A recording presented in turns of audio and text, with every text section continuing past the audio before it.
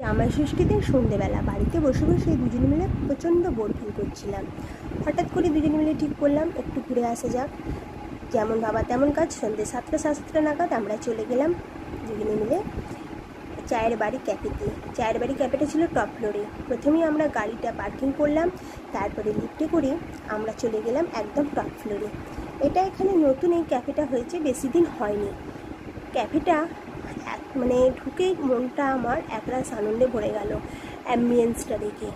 এত সুন্দর অ্যাম্বিয়েন্স, মৃদু আলো জ্বলছে, কোনো উজ্জ্বল আলো নেই, একটা স্লো মোশনে মিউজিক বাজছে, কোনো রকম কভার পরিবেশ নয়, এসি নেই, ফ্যান নেই, একদম টপ ফ্লোরে, চারিদিক খোলামেলা।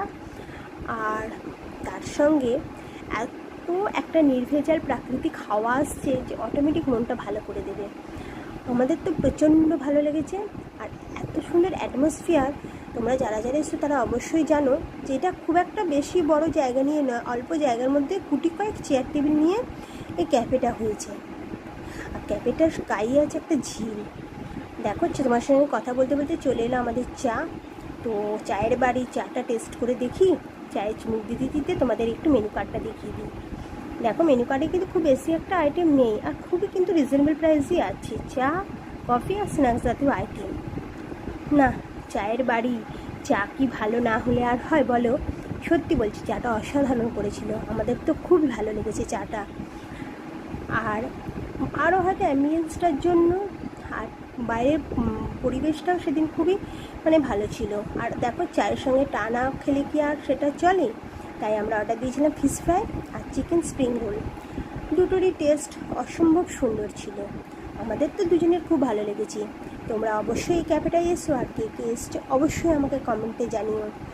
সত্যি বলতে আমার এখানটা থেকে যেতে ইচ্ছা করছিল না, কিন্তু রাত তো বাড়ছে, বাড়িতে যেতে হবে।